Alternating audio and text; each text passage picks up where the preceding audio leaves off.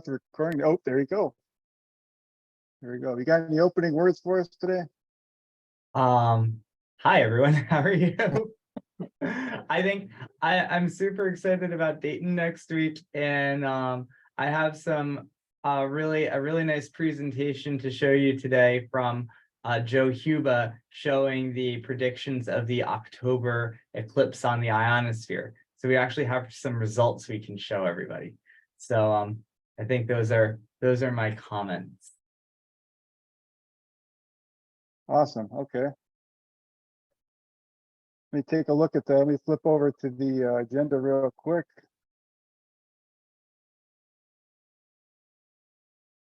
We'll make sure we've got everything set up for the hamvention. The last time we got to talk about that for a year probably. We'll get to Joe Huba stuff. I would like to show you some of the great page updates because that's something I really want to complete before the hamvention. We'll talk about Central and South America a little bit. If Randy's here, we might get into our logging software stuff. If not, that can wait till after the convention. And I see Mackenzie's here, and I know you guys are working on our Facebook access and stuff. So we can get into some of that. So if you want to start with Joe's presentation, Nathaniel, that'd be great. That's pretty. I know I saw it this morning. It's pretty interesting. Great. Let me bring that up. Over here, and then over here, and then here, there.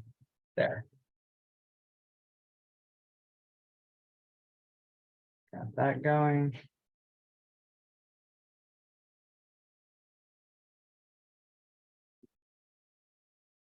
Great. So Joe Huba, I did the calculations using AstroPi, calculating where the eclipse obscuration values for the annular eclipse, and I gave those values to Joe Huba, and he used that as a mask to run SAMI3 to get predictions of what the ionosphere will look like as a result of the eclipse in October.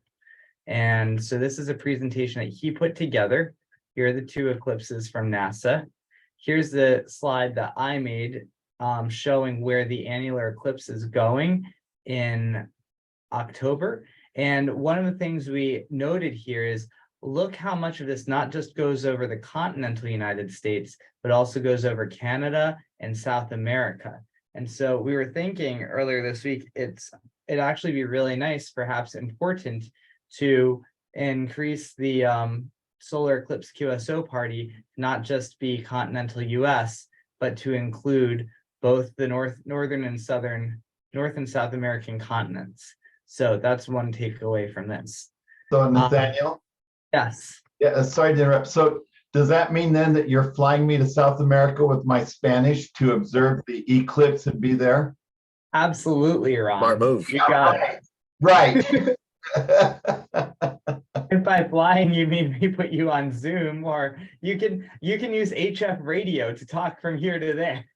Yeah, I kind of had a different idea, but that's fine. That's fine. I just sorry to interrupt. No. You really got my attention. You really got my attention when you said let's include South America, and I'm like, I love it down there. So, all right, I'll be quiet. I'll go back to my corner. Go ahead. Yeah, if any of you, I feel like every time I get on to one of these major contests, I feel like I'm the only person on there that doesn't have their own private station on a private island in the Caribbean. So if you are one of those people that has your own private island in the Caribbean and likes contesting, going down to the Caribbean is not a bad idea for this particular event. Same thing with South America. But okay, so here, these are Joe Huba's results. These are both maps of total electron content simulated from the SAMI3 physics-based ionospheric model. The top one shows the non-eclipsed version of SAMI3. So this is what you get if you did not have an eclipse in there. The bottom one shows what would happen if you have an eclipse in there. What you want to do as I play the movie, you're going to keep your eye right over the United States, actually not here, but down here, down in this one. You want to keep your eye right here. You're going to see a a depletion that's going to go down this way. It's going to be a little subtle, but here it goes. So the eclipse is starting up. I'll play this movie a couple of times. So right now, if you just look at the bottom one, you can see the eclipse right there.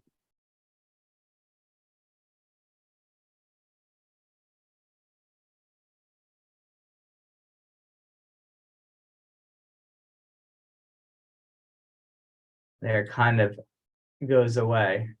Nathaniel, Yes. sorry, I came back out of my corner. For those of us that are still really in the learning mode, which may be myself only, or there may be others, can you just really, really briefly, so I don't take away from the meeting, this is showing the electron density, is that correct, in the ionosphere? Yes. And so when we're looking at the colors, and I'm looking at the up on the top, it's increasing as we go from the blue to the red, correct? That's right. I'm sorry this is so basic, but I really want to learn this, so I couldn't sit back. No, these are really good questions. So yeah, if people don't understand something, definitely ask.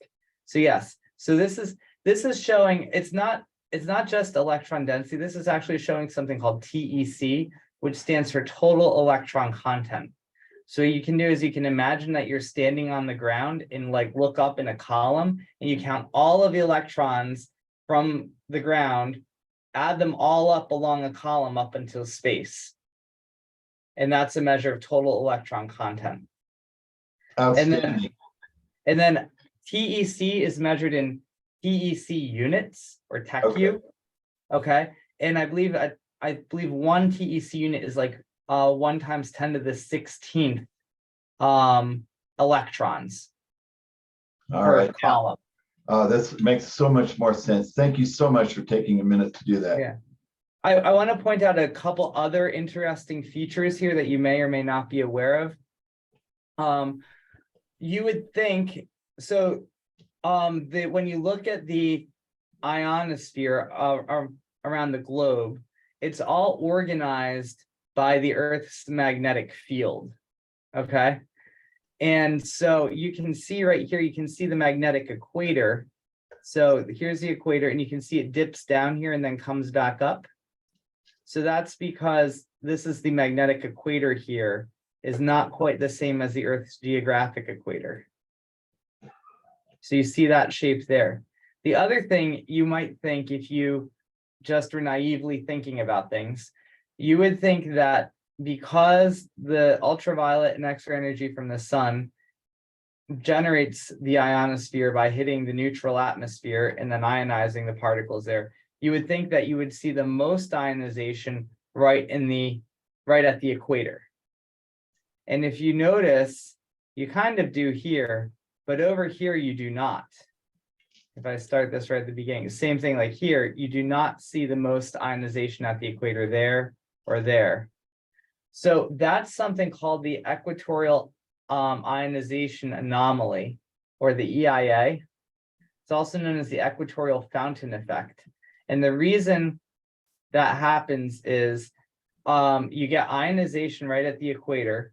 There's various electric fields that get set up in the equatorial region that push the electron densities out away from the Earth. Those electrons get to a certain point above the Earth's surface, and then the electric fields get weaker. Gravity takes over and pulls them back down to Earth. Except the electrons cannot fall back down to Earth directly. They have to fall along the magnetic field lines, which are going towards the polar regions. So free electrons can flow easily along magnetic field lines, but not across them. So the electrons get pushed up by electric field forces, and then they fall down by gravity, but they fall along these magnetic field lines. So you get these hot spot regions just above and below the equator. So that's why you see that. Okay, so I'm gonna play the movie again. So watch in this particular region, look for the depletion.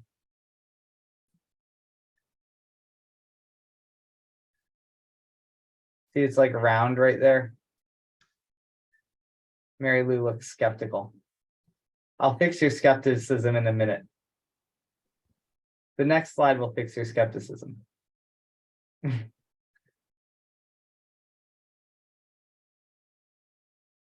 If you've seen that, I'll play it one more time. Look at the top one for comparison. So you'll see you should not see a depletion up here, but you will see the depletion down here. So here it is one more time.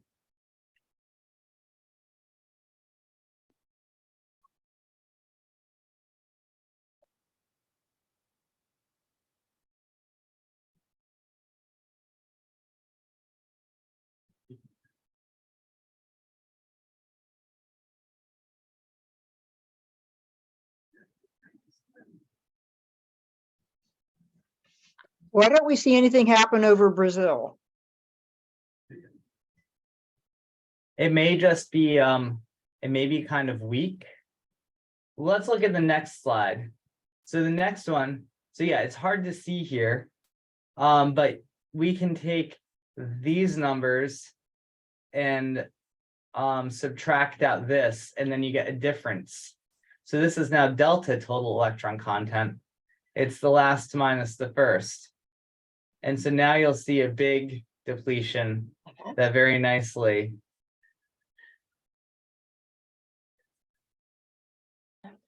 Is that better? Much better. Okay. Are you less skeptical now? Yes. Show people this one. Yes. So, Nathaniel, yeah. what is with the drop on a TEC right off the coast of Africa? Goes like Over- a straight line. So you see a over straight, here. like, yeah, Yeah. right there. That's an excellent question, and that surprised Joe Cuba. So that is some sort of an equatorial plasma bubble, a depletion that's rising up. That Joe was surprised. He was not expecting to see that.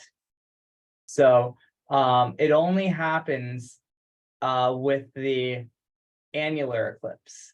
He doesn't see it happening with the total solar eclipse.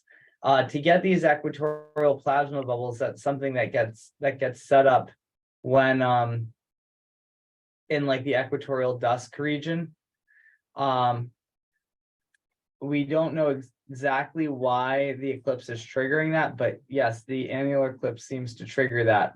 If you go back to this one, if we jump to the last, here's the very last figure. You can see in the annular eclipse down here, you see the same perturbation there, but you don't see it up here.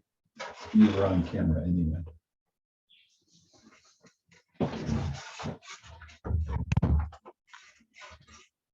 So yeah, that equatorial plasma bubble is an interesting thing. So those are the main results that Joe gave us. And I think it's a nice prediction there. So we will see if we see this in the SEQP data.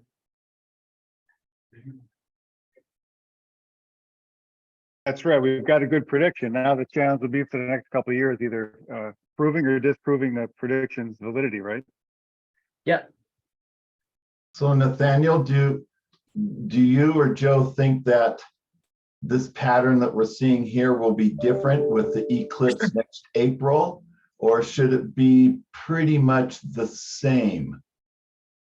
Or I think season- it will be, well, it's going to go in a different direction in April. It'll start Right. down here and go up there. And he doesn't think you'll see that plasma bubble at the end. Okay, right, because it's not going across. Okay. So I will turn it back over to you, Gary. Does he have these movies for the total eclipse in April yet? Not yet. Okay. He's still working on that. At least I don't think. Let me Awesome. see. I can. Give me 1 second here.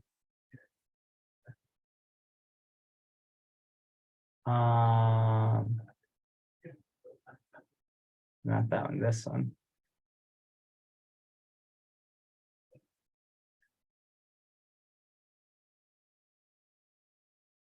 Yeah, I don't think we have that yet.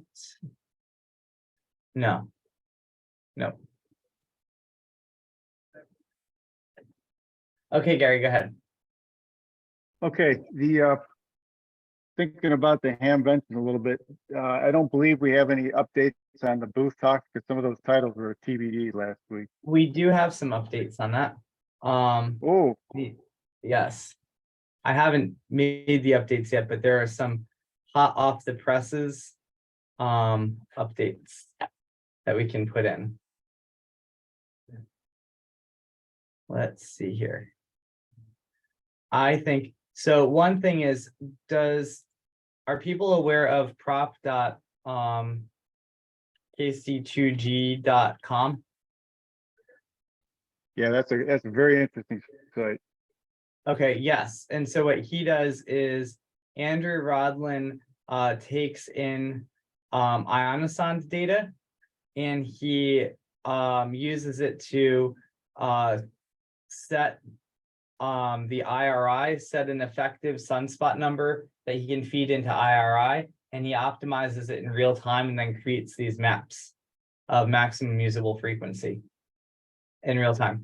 And so Andrew is going to Hamvention, and he's going to give a booth talk on this.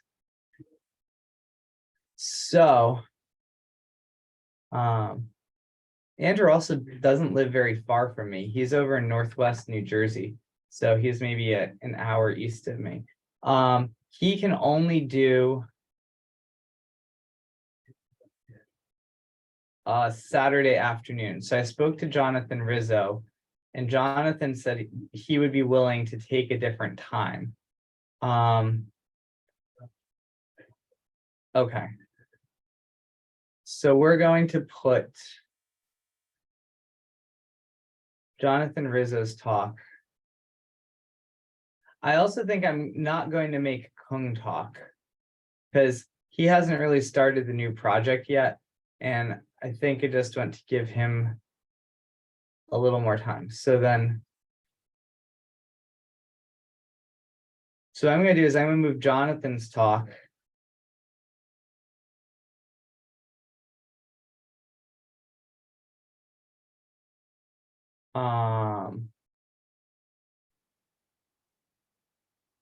Jonathan Rizzo, KC3 EEY. We'll put Jonathan's talk there. And then I'll put Andrew Rodlin's talk here. Andrew, size 14. Andrew Rodland, KC2G, Ham Sci. So Andrew's talk is going to be called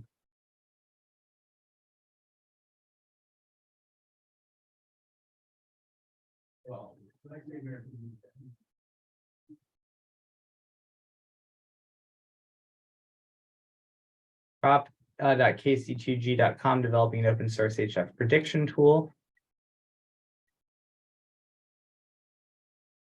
And he is from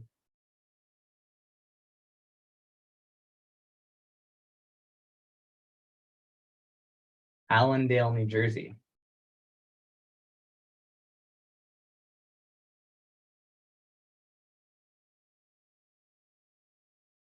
I get that. Allendale. Yeah, he's a member of FLARP. Nathaniel. Perfect.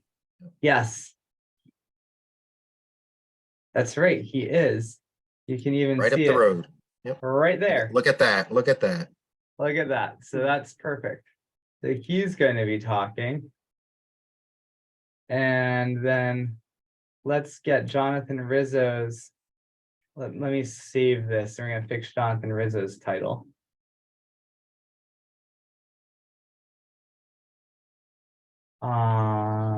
Yeah, I just got the email from Andrew like right before this thing started today. So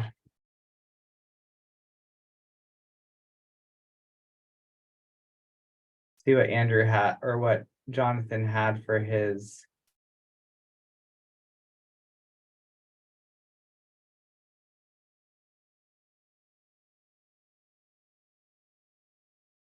I think I'll do a different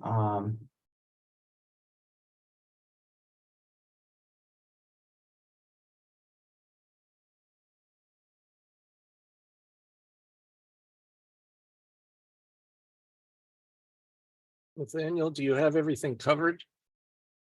No, if you have something, I think I have a slot I can give you. I'm sure I do. I'd be willing to talk about our project.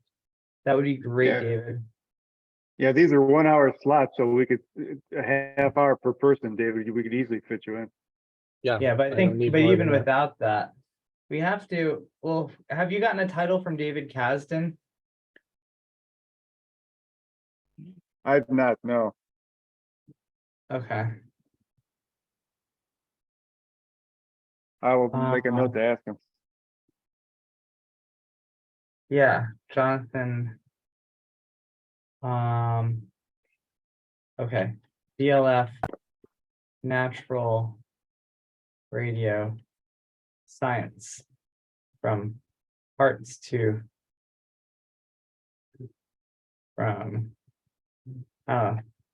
from radio parts to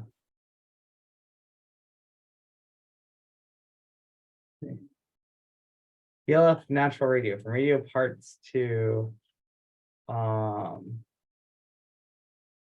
scientific analysis. How does that sound? DLF natural radio, from radio parts to scientific analysis. That should draw a crowd. Great. Okay. Now, then we do have to figure out. So the other question is, does David Kasdan really want to do this?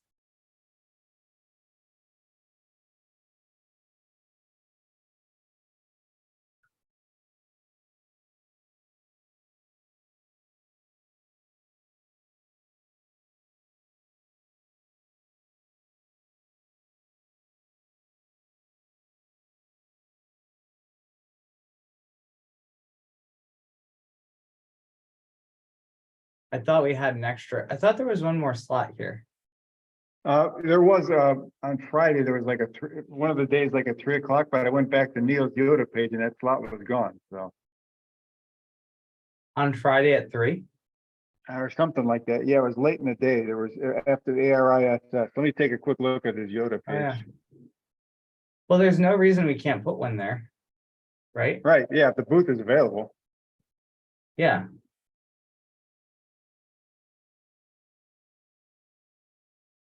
I mean, we can, let me see what we did last year too. Looking at the schedule now, he's got, yeah, he shows it ending at 2 PM at ARIS and on both days. So I would assume 3 o'clock is open. Yeah, I don't see why we couldn't. Do you have anything else in our schedule on Friday at 3? Let's see, the photograph was at 2 o'clock, so I guess not.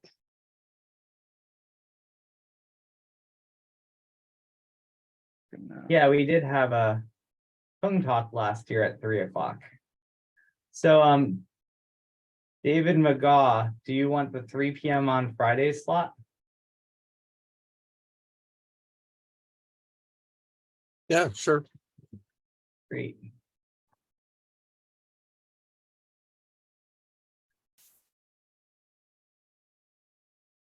So we can add.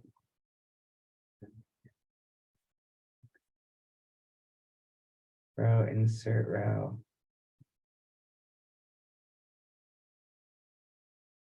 The easiest thing to do here might actually be the 20th.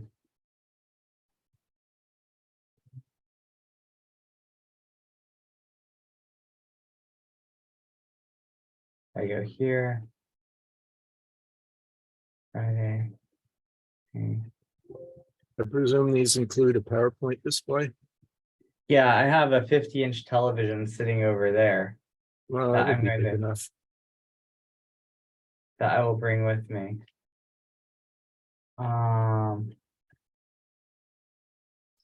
Okay, so there's the Rizzo one. That's at 1 PM. So basically we want the same thing, but we want it to act. 3 p.m.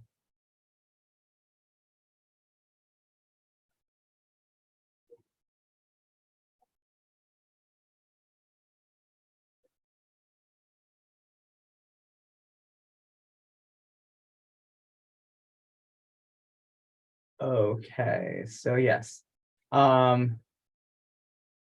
David McGaw, N1 HAC, Dartmouth College, Hanover, New Hampshire. What would you like your title to be, David?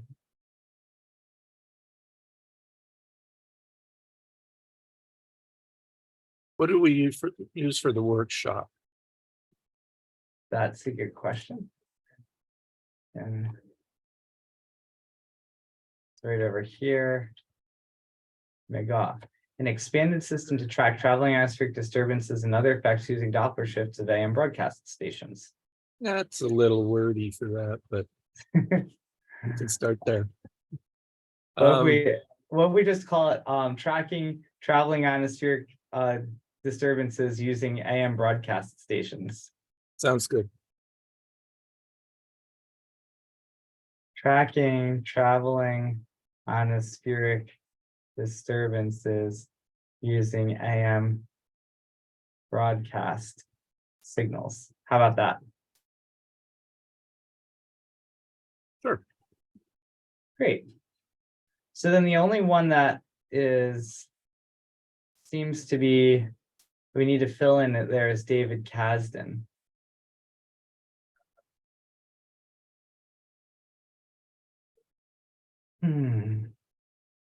So Gary, once you get the title from David Kasdan, I have a poster that you can update.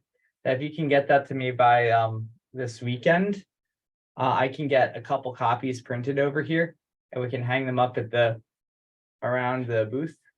Let's see if I can pull that up here.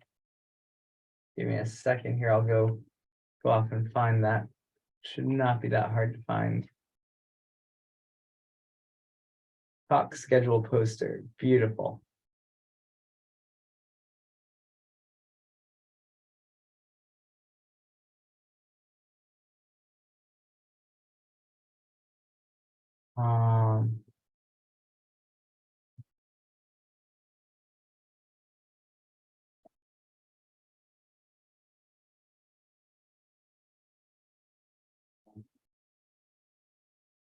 Talk.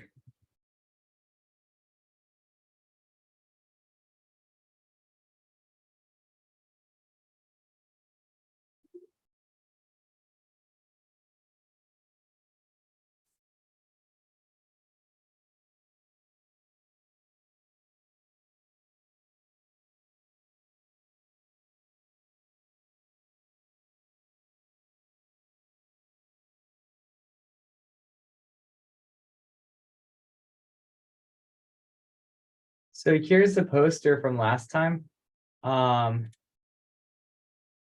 If you're able to, you could just update this once we have it. These QR codes are probably need to be updated too, because I think they're pointing Right. to a Hamvention 2022. But other than that, I guess it changed. somebody- They're not calling it Hammer 2.0 anymore. Yeah, it was Yoda/ARISS, I think Neil said.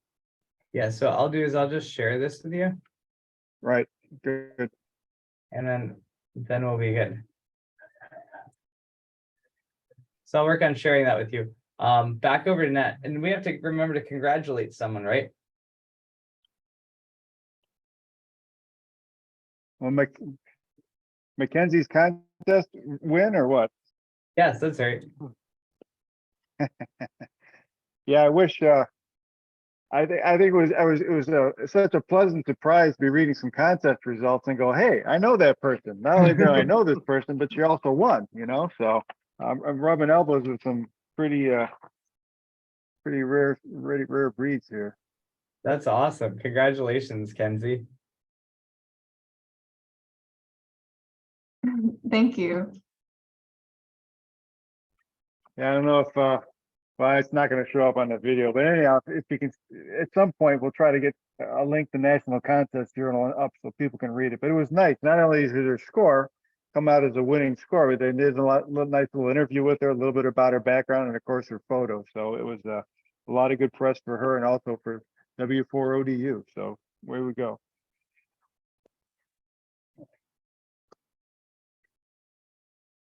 Okay. One other thing I wanted to show real quick. Let me go back to sharing my screen. Come on, Zoom. Remember last week, there was this citizen science conference that they had this e-zine or whatever they call it, Nathaniel? Yes. The conference got- is, yeah, the conference is actually what next? It's right after Dayton. Right, right. So I got this finished up. It's a kind of an interesting brochure format where there was a cover 1 here, cover 2, and then 6 pages throughout the whole thing. So I managed to get some interesting graphics on the cover. Mentioned the heliophysics big year, a little bit about what we're doing without much detail on Doppler shift and whatnot. I mentioned how hams are using their own equipment or they're going to use grape receivers for the science part of it, Mhm. and some links to the personal space weather station and a little bit of a summary. So hopefully this some of the people attending the conference will take some interest and find their way to our website. That looks wonderful. Thank That's a you. good thing, yeah. So a little more context on this. There's right after Dayton, there's a big citizen science conference in Arizona called SITSci 2023 or something. And as a official NASA citizen science project, we were invited and encouraged to participate in that citizen science conference. And I said, that's really nice, but all of our people are going to be in Dayton the week before, right up into that. And I don't think we have enough capacity to do both conferences. So Gary was very nice to meet with the NASA people, Hua, who's putting this together, and she is putting together this e-zine thing. So this will give us some sort of a presence or some sort of recognition at that conference, even though we can't actually be there. So thank you. Thank you, Yep. Gary. Yep. Let's see what else is on here. Joe, the great page updates. We I would have like to spend just a couple. I'm sorry, go ahead. We should also mention that Jason Johnston did a 6-minute video for his ham radio 2.0 channel about the solar eclipse QSO party, and that was really good. So I'll put that link in the chat if you haven't seen it already. Yeah, number one, it was a good video. And what I'm learning, other podcasts are seeing his videos because they're so popular. And now I'm getting requests for interviews from other podcasts or video, whatever you call them, the guys on YouTube. So Yes. publicity begets publicity. Yep, we'll get a lot That's- more as we get closer, so. Yes. Yeah, I will find that in the chat.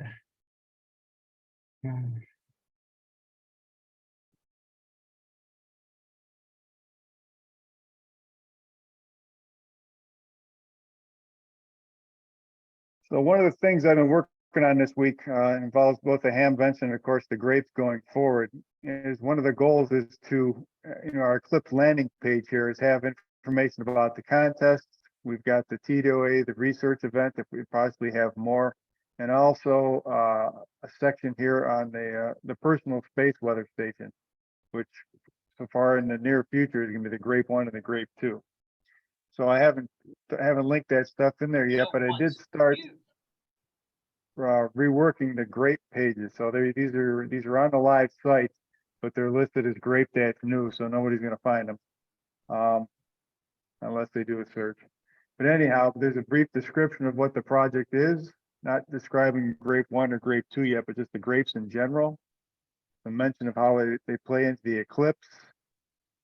Some brief things just to get people interested. We're talking about taking frequency measurements in the millihertz range and looking for the effects of solar phenomena.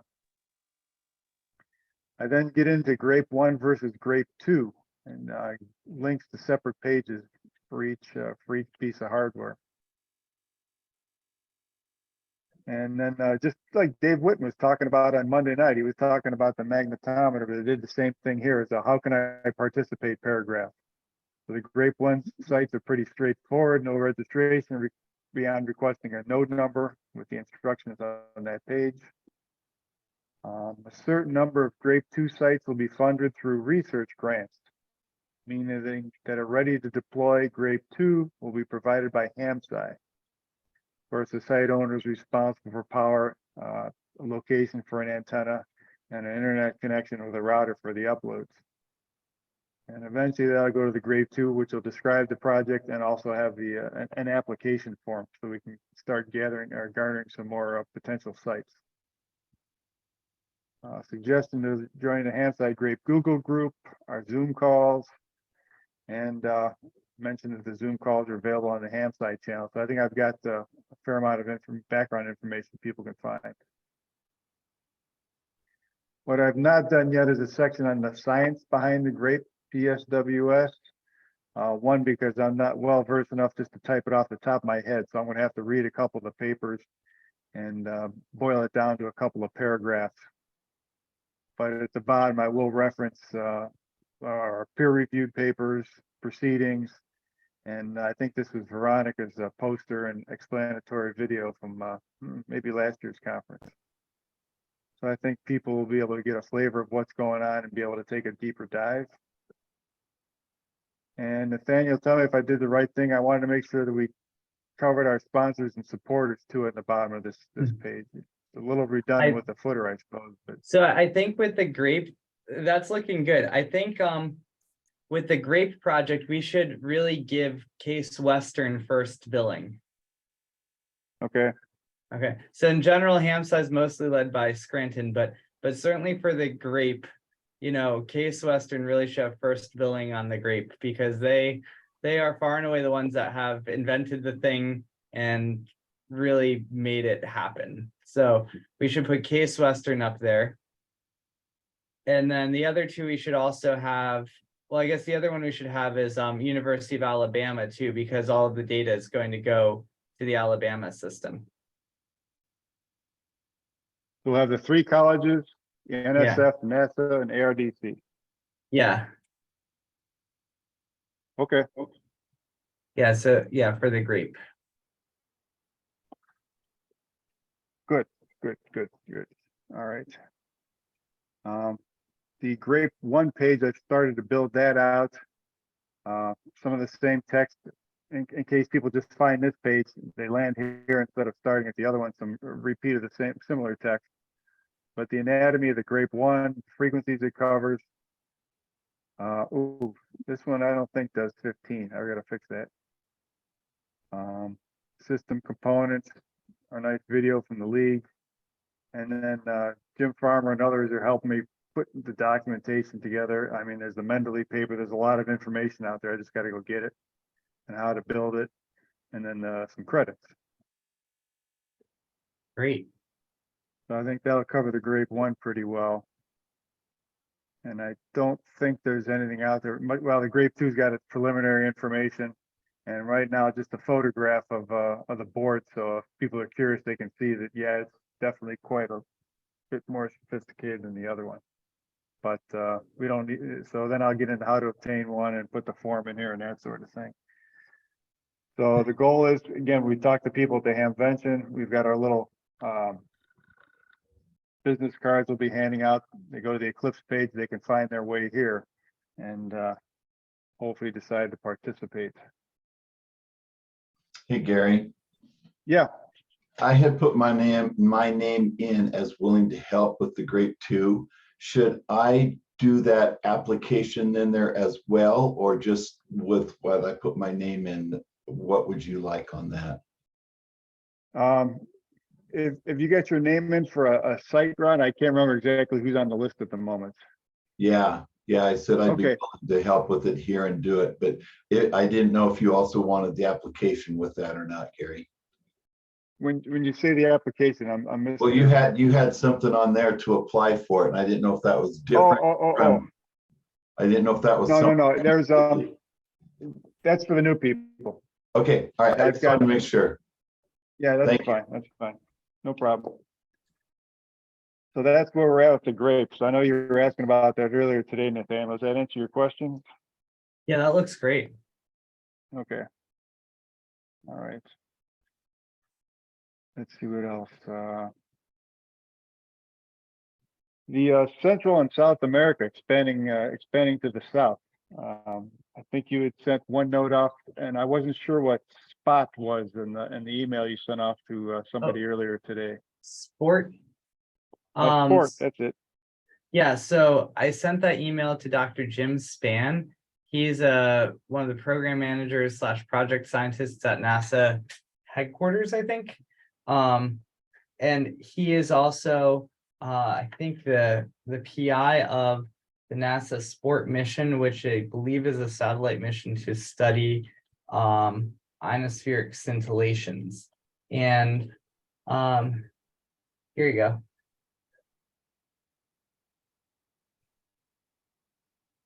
SPORT is the Scintillation Prediction Observations Research Task. And there's a PDF about it.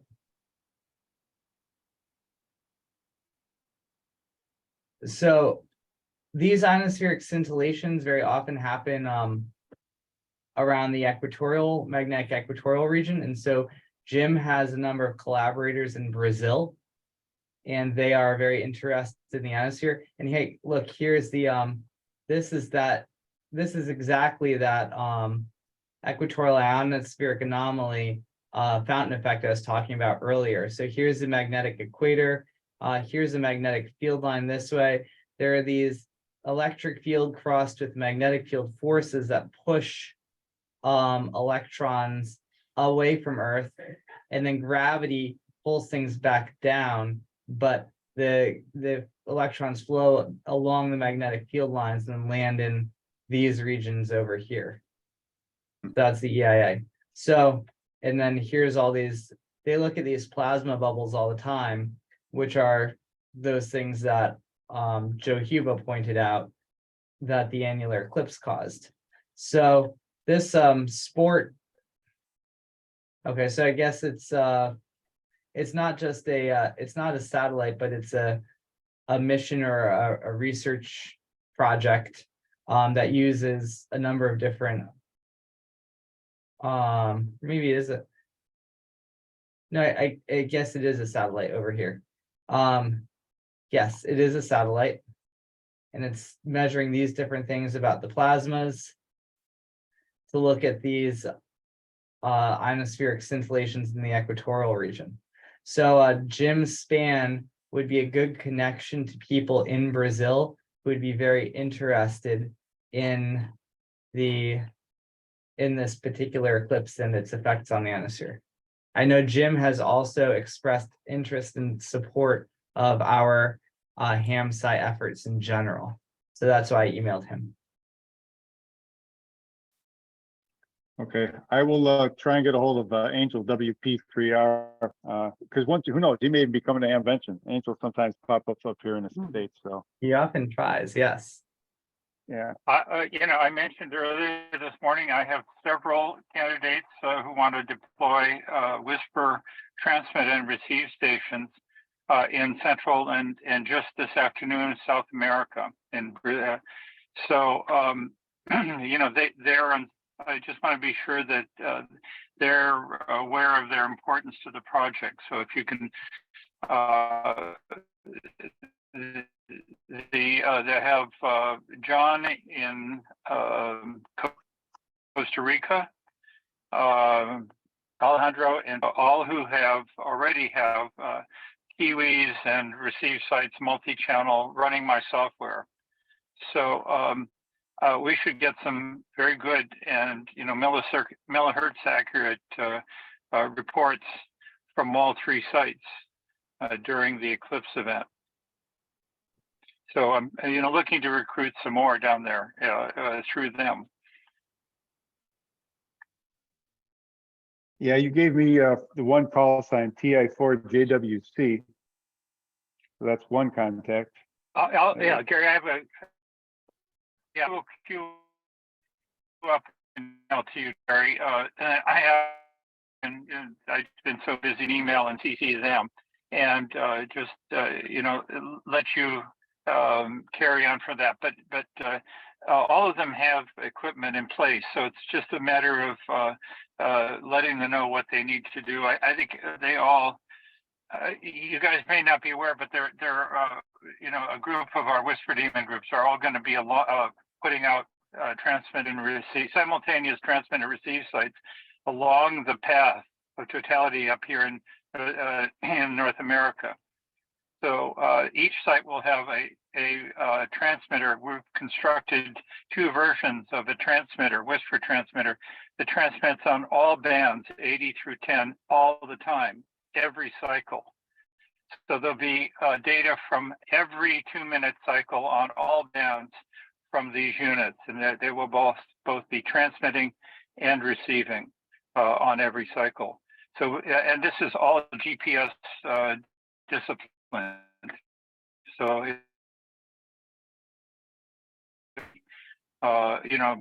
middle accuracy transmit report. We're going to do it in Costa Rica. The other 2 guys I don't know so well, just engage with them. So, but we should have a lot of data that I think will be, hopefully will be very useful to this group. But I'm right now, since we don't have anybody along the path in Texas that I know of that will be doing what, the all bands, all times kind of thing. We will be doing that in Costa Rica. I don't know about the other sites. Okay, well, I'll look for an email from you. That would be great if you could at least introduce me to them, and Yeah. I'll take it from there. Yeah. Okay. Good, Rob. Okay. Yeah, thanks. We've got a few minutes left because I got to get out of here at 5 because I've got an appointment later this evening. Mackenzie, I know you and Nathaniel were working on your Facebook access, and you suggested a couple of good posts to me that you and I have been going back and forth for. Is your access and stuff gotten working yet? You got your accounts figured out, or? Yes, it's working now. Hey, fantastic. Okay, So good. it just showed up. I had to actually go to the Facebook page and just click accept. It wouldn't show up in my notifications. Oh, okay. Great. Good. Now I know, beyond the 2 you've sent me, you've got a long list of ideas. So I think we'll get quite a bit of activity going over there in the next couple of months. So that's good. Okay. Been getting a lot of followers recently, a few every day, seems like. Good. Well, let's hope that keeps growing then. That's a good thing. Okay. Our listserv also keeps growing. We're up to 822 now. I had someone from Cuba join us today. Oh, good. That reminds me, because in those great pages I created, there's no place for anybody to send an email for questions. So I've got to add an email button there. So thanks.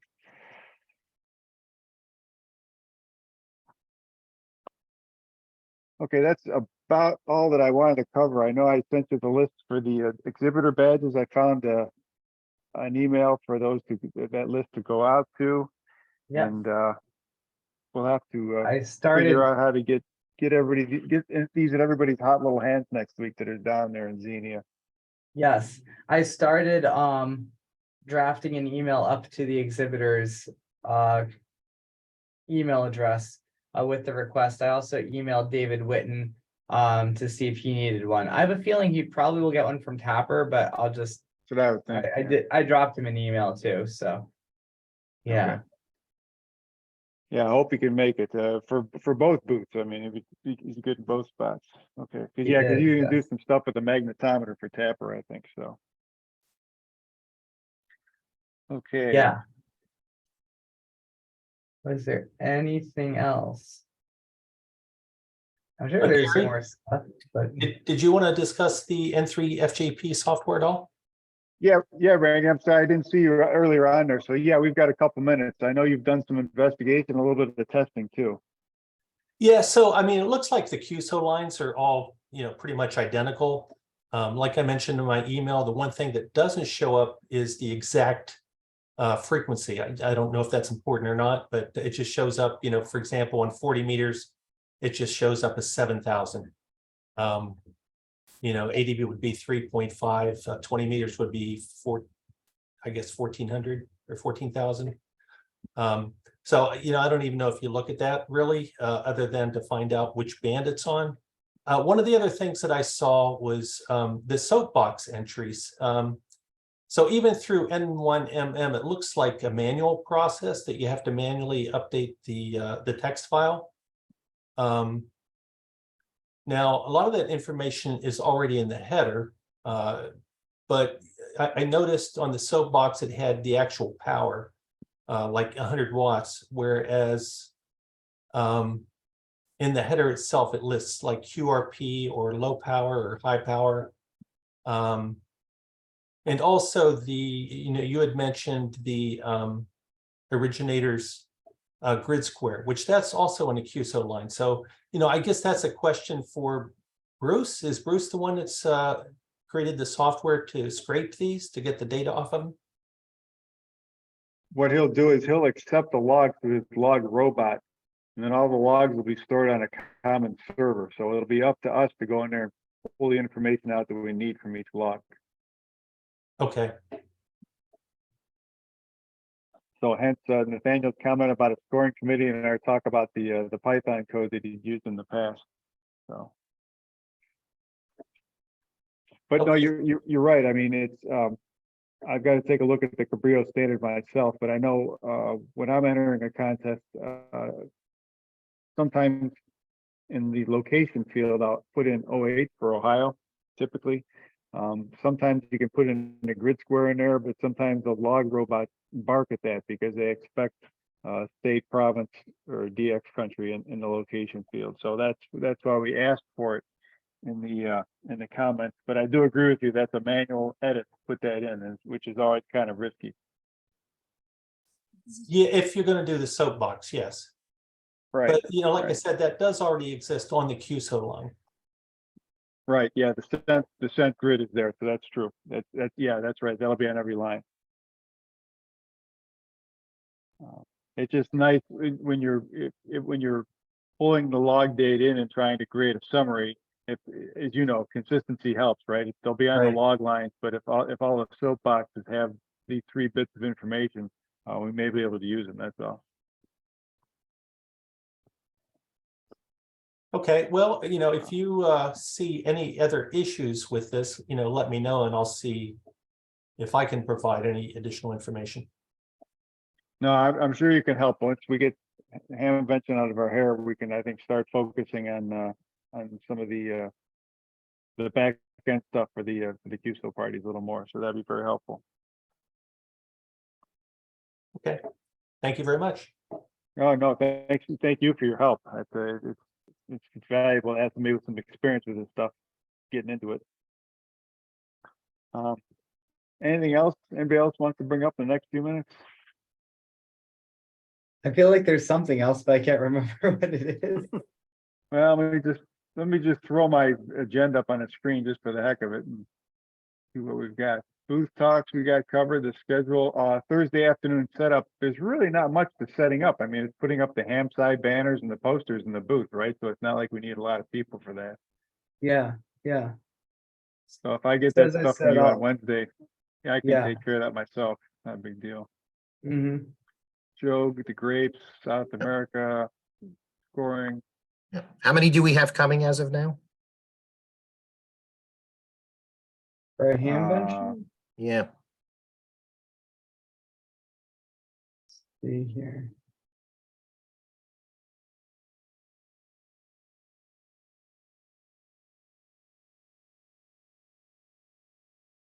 I can find it in my email. 1, 2, 3, 4, 5, 6, 7, 8, 9, 10, 11, 12, 13. That's good. I've got 13 on your list there, including David. Lucky Katz. 13, right?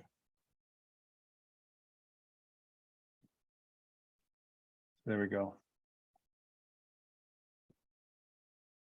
And I'm sure a lot of people will be stopping by every day, so Yep. that'll be good to see Yep. a lot of familiar faces. I think the thing I'm worried about is I'm looking, I still have to like put my schedule together, but I'm worried I'm gonna have very little booth time because I'm always gonna be at some forum somewhere. So We'll have to. we shall we'll have see. to- We'll put one of those GPS ankle monitoring bracelets on you, so at least you know where you're at. Yeah, definitely. I think this is really good though. I think we're pretty much set then. Check the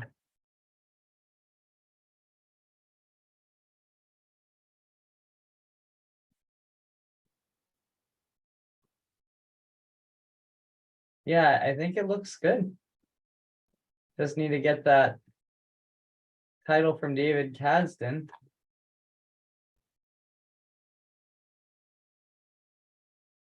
And hopefully we're all good. Good, okay. All right, well, then we won't have a call next week because a lot of us will be either en route or all the way already in Xenia, so. Eyeball Then we get the QSOs. week There you off next go. week. Yep.